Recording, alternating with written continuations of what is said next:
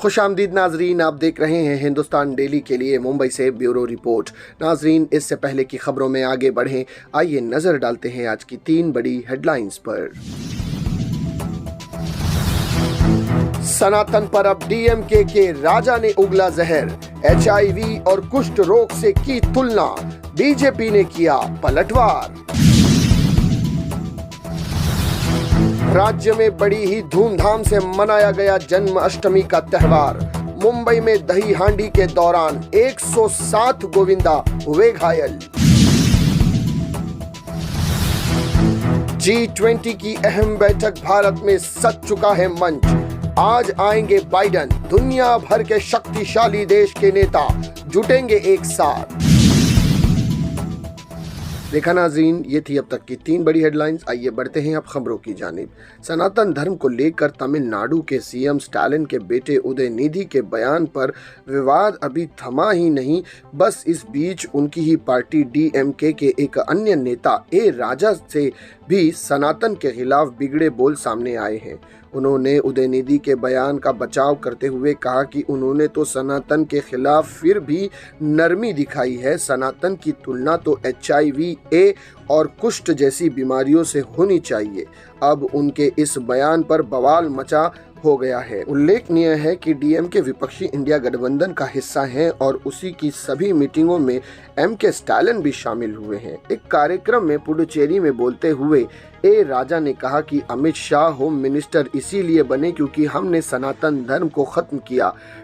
ईसाई सौंदर्यराजन भी इसीलिए गवर्नर बने। अन्नामलाई IPC भी इसी वजह से बने क्योंकि हमने सनातन को खत्म किया। उन्होंने सनातन धर्म को लेकर दिए अपने बयान पर अमित शाह को बहस की भी चुनौती दी। उन्होंने कहा कि यदि वे चाहते तो दिल्ली में किसी भी जगह पर खुले आम बहस कर सकते हैं। उल्लेखनीय है कि डीएमके की संस्थापना M करुणानिधि ने की थी और वह नास्तिक थे। उनकी परंपरा का ही पालन करते हुए MK स्टालिन और उनका परिवार भी नास्तिक होने का दावा करता है। लेकिन अब सनातन धर्म पर इस तरह के हमले से बहस तेज कर दी है। भाजपा इस मसले पर आक्रामक नजर आ रही है। भाजपा के धूम्र कुमार नेता ए राजा की सनातन धर्म विरोधी टिप्पणी को अपराधजनक और अति क्रूर करार दिया और विपक्षी दलों की आलोचना करते हुए कहा कि यह इंडिया की मानसिक दिवालियेपन और गहरे हिंदू फोबिया को दर्शाती है। केंद्रीय मंत्री और भाजपा के नेता धर्मेंद्र प्रधान ने कहा, नाम बदलने से मंशा और चरित्र नहीं छुपते। वहीं सनातन धर्म के विवाद पर उत्तर प्रदेश के मुख्यमंत्री योगी आदित्यनाथ ने बिना किसी का नाम लिए गुरुवार को कहा कि जो सनातन धर्म रावण, कंस के अहंकार और बाबर औरंगजेब के अत्याचार से नहीं मिटा, क्या वह इन तुच्छ सत्ता परिजनियों से क्या मिट जाएगा? तो ये थी नाजरीन अब तक की पहली बड़ी खबर। आइए बढ़ते हैं अब दूसरी खबर की जानिब। जन्माष्टमी के दूसरे दिन देश के कई राज्यों में गोकुल अष्टमी का त्यौहार बड़े ही जोश के साथ मनाया जाता है, लेकिन महाराष्ट्र की राजधानी मुंबई में तो अलग ही जलवा देखने को मिलता है।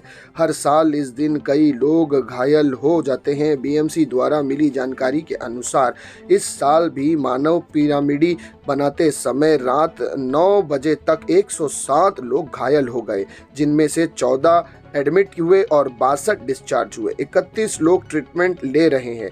हादसे के बाद घायलों को तत्काल मुंबई के विभिन्न अस्पतालों में ले जाया गया और उनका इलाज किया गया।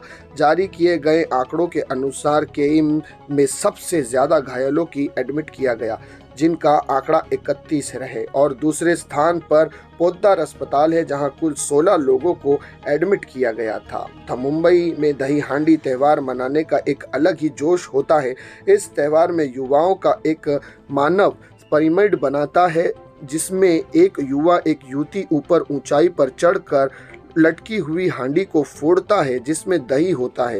हांडी फोड़ने वाले बच्चे को गोविंदा कहा जाता है। याद दिला दे कि पिछले साल शिंदे सरकार ने दही हांडी खेल का दर्जा भी दिया गया था। और इन आंकड़ों की अगर बात करें तो मुंबई के केम अस्पताल में 31, सायन में 7, नायर में 3, JJ में 3, सेंट जॉर्ज में 3, GT में 2, पोद्दार 16, राजावाड़ी में 10, बॉम्बे में 1, शताब्दी में 3, बाबा में 3, VN देसाई में 4, कूपर में 6, तुमा केयर में 4, BDBA में 9, MT अग्रवाल में 1 और सावरकर में 1। इन अस्पतालों का जो ये आंकड़ा दिया गया है, इन अस्पतालों में कुल मिलाकर 107 गोविंदा जो घायल हुए थे उन्हें इलाज के लिए ले जाया गया था। तो ये थी नाजरीन अब तक की दूसरी बड़ी खबर।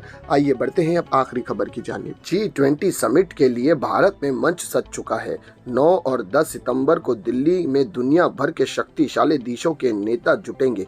ये नेता भारत की मेजबानी में G20 समिट के मंच पर एकजुट होंगे। समिट दिल्ली के प्रगति मैदान में बने अत्याधुनिक भारत मंडप कन्वेंशन सेंटर में होगी। अमेरिका के राष्ट्रपति जो बाइडेन G20 में शामिल होने के लिए शुक्रवार को भारत पहुंचेंगे। वे यहां PM मोदी के साथ द्विपक्षीय बैठक भी करेंगे। बाइडेन 9-10 सितंबर को G20 समिट में हिस्सा लेंगे। कनाडा के PM जस्टिन ट्रूडो, ब्रिटेन के PM ऋषि सुनक भी शुक्रवार को ही आ रहे हैं। सुनक की यह भारत की पहली आधिकारिकता यात्रा है। जापान के PM फुमियो किशिदो, ऑस्ट्रेलिया के PM एंथोनी अल्बनीज, दक्षिण कोरिया के राष्ट्रपति जनरल चांसलर, फ्रांस के राष्ट्रपति एमेनुएल मैक्रो भी समिट में शामिल होंगे। G20 में अर्जेंटीना, ऑस्ट्रेलिया, ब्राजील, कनाडा, चीन, France, Germany, Bharat, Indonesia, Italy, Japan, Korea, Mexico, रूस, सऊदी अरब, दक्षिण अफ्रीका, तुर्की, यूक्रो और US और यूरोपीय यूनियन 27 देश शामिल है। यूक्रेन को G20 समिट का न्योता नहीं भेजा गया है। तो ये थी नाजरीन अब तक की 3 बड़ी खबरें जिन पर तफसील से बात की गई। इसी तरह की खबरों के लिए हमारे चैनल को सब्सक्राइब कीजिएगा। मैं सिराज शेख, हिंदुस्तान डेली से फिर मिलूंगा किसी अगली खबर के साथ। तब तक के लिए जय हिंद।